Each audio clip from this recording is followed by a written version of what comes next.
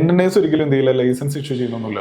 ഇപ്പൊ എന്റെ ഒരു ഫ്രണ്ട് ഇപ്പം നാട്ടിൽ നിന്ന് കാനഡയിലേക്ക് മൈഗ്രേറ്റ് ചെയ്യാനായിട്ട് നോക്കുന്നുണ്ട്. അപ്പൊ ആള് നേഴ്സാണ്. അപ്പം ആളിങ്ങനെ എൻക്വയറി ചെയ്ത് കഴിഞ്ഞപ്പം NNAs എന്ന് പറയുന്ന ഒരു പ്രോസസ്സിനെ കുറിച്ച് പറഞ്ഞായിരുന്നു. അപ്പം എന്താണ് NNAs? ഇപ്പൊ NNAs എന്ന് പറഞ്ഞു കഴിഞ്ഞാല് നമ്മളിപ്പോ ഈ കാനഡയിൽ അല്ലാണ്ട് നഴ്സിംഗ് എഡ്യൂക്കേഷൻ പഠിച്ച ആളുകളുടെ സർട്ടിഫിക്കറ്റ് വെരിഫൈ ചെയ്യുക എന്നുള്ള ഒരു ആക്ടിവിറ്റിയാണ് NNAs എന്ന് പറയുന്ന ഓർഗനൈസേഷൻ ചെയ്യുന്നത്.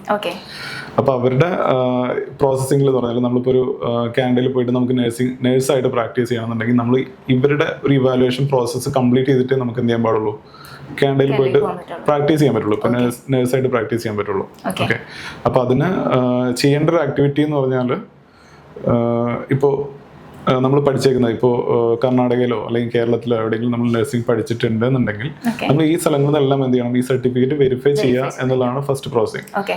അതേപോലെ തന്നെ ഈ NNAs നമ്മൾ രജിസ്റ്റർ ചെയ്യണം. ഫസ്റ്റ് പ്രോസസ് എന്ന് പറഞ്ഞാൽ മീൻസ് NNAs രജിസ്റ്റർ ചെയ്തിട്ട് NNAs നമ്മളൊരു അക്കൗണ്ട് ക്രിയേറ്റ് ചെയ്യുക അല്ലെങ്കിൽ രജിസ്ട്രേഷൻ ചെയ്തതിന് ശേഷം ഇപ്പൊ ഈ പറയുന്ന സ്ഥലങ്ങളിലെല്ലാം നമ്മൾ എന്ത് ചെയ്യണം, സർട്ടിഫിക്കറ്റ്സ് വെരിഫൈ ചെയ്യണം. ഓക്കെ, ഇതാണ് അതിന്റെ ഒരു ഇനീഷ്യൽ പ്രോസസ്സിംഗ്. ഓക്കെ, ഇത് എത്ര ടൈം എടുക്കുന്ന പ്രോസസ്സാണ്? ലെങ്തി ആണോ? എങ്ങനെയാണ് അതിന്റെ ടൈം ഡ്യൂറേഷൻ ഒക്കെ വരുന്നത്? ടൈം എന്ന് പറഞ്ഞാൽ ഇപ്പൊ വെരിഫിക്കേഷൻ എന്ന് പറയുമ്പോൾ ഓരോ സ്ഥലങ്ങളും ഡിപ്പെൻഡ് ചെയ്തിരിക്കും. ഇപ്പൊ നമ്മൾ നഴ്സിംഗ് കൗൺസിൽ എന്നുള്ള വെരിഫിക്കേഷൻ ആണെന്നുണ്ടെങ്കിൽ നഴ്സിംഗ് കൗൺസിൽ ഏത് നഴ്സിംഗ് കൗൺസിലാണോ അതിനെ ഡിപ്പെൻഡ് ചെയ്തിരിക്കും എത്രയാണ് അതിന്റെ ഡ്യൂറേഷൻ വരുന്നത്. ചിലപ്പോൾ ഒരു 30 days നടക്കും, ചിലപ്പോൾ ഒരു 15 days കംപ്ലീറ്റ് ആവുന്നുണ്ടായിരിക്കും. പിന്നെ അത് കഴിഞ്ഞ് നമ്മൾക്ക് ഇപ്പൊ NNAsലേക്ക് നമ്മൾ ഡോക്യുമെന്റ്സിൽ എത്തിക്കഴിഞ്ഞാൽ, ഇപ്പൊ ഈ ഓരോ കൗൺസിലിൽ നിന്നാണെങ്കിലും കോളേജിൽ നിന്നാണെങ്കിലും ഒക്കെ NNAsൽ എത്തിക്കഴിഞ്ഞാൽ പിന്നെ അവിടുത്തെ പ്രോസസ്സ് അവരെടുക്കുന്നത് ഏകദേശം ഒരു 3 months അല്ലെങ്കിൽ ഒരു 40 working days അല്ലെങ്കിൽ ഒരു 3 months നമുക്ക് എന്ത് ചെയ്യും, റിപ്പോർട്ട് കിട്ടും. ഡിപ്പെൻസ്. ഓക്കെ, ചിലപ്പോൾ 1 month ചിലപ്പോൾ ഒരു 3 months നമുക്ക് റിപ്പോർട്ട് കിട്ടുന്നുണ്ട്. ഫസ്റ്റ് സ്റ്റെപ്പ് എന്ന് പറയുന്നത് NNAs ആണോ, അതോ ഈ പ്രോസസ്സിന്റെ എല്ലാം മിഡിലിൽ വരുന്ന ഒരു ഇതിന്റെ കൂടെ തന്നെ ചെയ്യാൻ പറ്റുന്നതാണോ NNAs എന്ന് പറയുന്നത്? ഇതില് ഇപ്പൊ കാനഡയിൽ പോകുന്ന ആളുകളെ ഡോക്യുമെന്റ്സ് ഇവാലുവേറ്റ് ചെയ്യാന്നുള്ളതാണ്, അവരുടെ സർട്ടിഫിക്കറ്റ് വെരിഫൈ ചെയ്യുക, അത് ഇവാലുവേറ്റ് ചെയ്യാന്നുള്ളതാണ് അതിന്റെ ഫസ്റ്റ് പ്രോസസ്സ് വരുന്നത്. എന്നിട്ടാണ് പിന്നെ കാനഡയിൽ പോയിട്ട് അവർക്ക് ബാക്കിയുള്ള പ്രോസസ്സിംഗ് നഴ്സിംഗിന്റെ അല്ലെങ്കിൽ ലൈസൻസ് എടുക്കുന്നതിന്റെ ബാക്കി പ്രോസസ് ചെയ്യാൻ പറ്റുന്നത് NNAs ചെയ്തതിന് ശേഷമാണ്. അതല്ലേ ചോദിച്ചത്? അതെ ചോദിച്ചത്. ആൻഡ് അതുപോലെ തന്നെ NNAs ഇപ്പം ചെയ്ത് കഴിഞ്ഞാൽ രജിസ്ട്രേഷൻ ചെയ്ത് ഈ പ്രോസസ്സ് കംപ്ലീറ്റ് ചെയ്ത് കഴിഞ്ഞാൽ അവർക്ക് അവിടെ ലൈസൻസ് കിട്ടും എന്നാണോ? NNAs ഒരിക്കലും എന്ത് ചെയ്യില്ല, ലൈസൻസ് ഇഷ്യൂ ചെയ്യുന്നൊന്നുമില്ല. NNAs ചെയ്യുന്നത് ഇവരുടെ ഡോക്യുമെന്റ്സ് ഇവാലുവേറ്റ് ചെയ്യുക എന്നുള്ള ഒരു പ്രോസസ്സിംഗ് മാത്രമേ എന്ത് ചെയ്യുന്നുള്ളൂ, NNAsന്റെ സൈഡിൽ നിന്ന് വരുന്നുള്ളൂ. നമ്മൾ പഠിച്ച അല്ലെങ്കിൽ ഒരു സ്റ്റുഡന്റിന്റെ ഡോക്യുമെന്റ്സ് എല്ലാം വെരിഫൈ ചെയ്യുക, അവരുടെ കോളേജിൽ നിന്നുള്ള ഡോക്യുമെന്റ്സ് വെരിഫൈ ചെയ്യുക, അവരുടെ എക്സ്പീരിയൻസ് വെരിഫൈ ചെയ്യുക, അവരുടെ നഴ്സിംഗ് കൗൺസിൽ നിന്നുള്ള ഡോക്യുമെന്റ്സ് വെരിഫൈ ചെയ്യുക, ഇങ്ങനെയുള്ള പ്രോസസ്സ് മാത്രമേ NNAs ചെയ്യുന്നുള്ളൂ. ഈ വെരിഫിക്കേഷൻ എല്ലാം കഴിഞ്ഞ് ഇപ്പൊ റിപ്പോർട്ട് ജനറേറ്റ് ചെയ്ത് കഴിഞ്ഞ് കഴിഞ്ഞിട്ടാണ് ലൈസൻസ് ഇഷ്യൂ ചെയ്യുന്നത്. ലൈസൻസ് ഇഷ്യൂ ചെയ്യുന്നത് വേറെ ഒരു അതോറിറ്റി ആണെന്നുള്ളത്. അതെ, അത് അവരുമായിട്ട് ആ നഴ്സിംഗ് റെഗുലേറ്ററി ബോഡീസുമായിട്ട് എന്ത് ചെയ്യുന്നു, കൊളാബറേറ്റ് ചെയ്യുന്നത്. ഓക്കെ, അതുപോലെ തന്നെ ഇപ്പം എന്റെ ഫ്രണ്ട് ആണ് മൈഗ്രേറ്റ് ചെയ്യാൻ നോക്കുന്നത്. ആളുടെ ഫ്രണ്ട് ഇപ്പം UAE യിലാണുള്ളത്.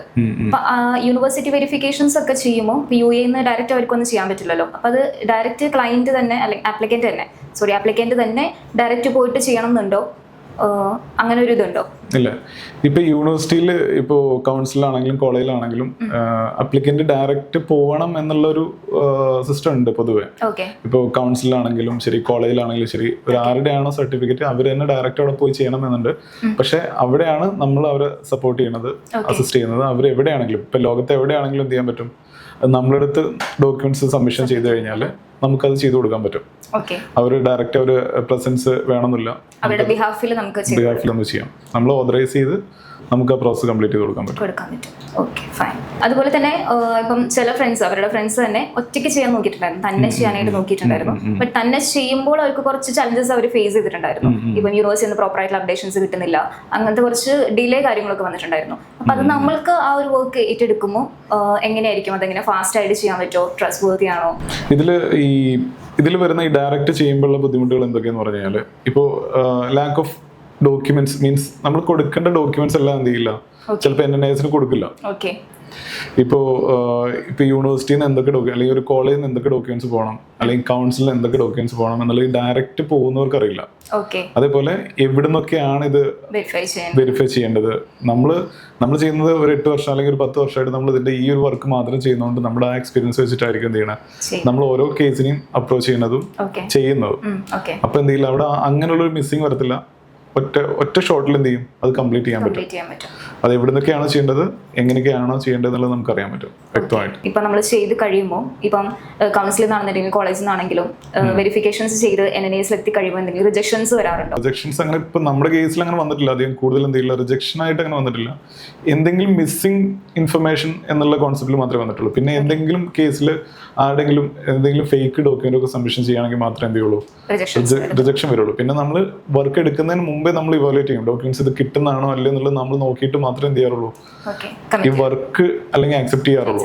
അല്ലാണ്ട് നമ്മൾ എന്തെങ്കിലും ഒരു വർക്ക് എടുത്തിട്ട് ചെയ്യാൻ പറ്റാത്തൊരു വർക്ക് എടുത്ത് നമ്മൾ ചെയ്യാറില്ല.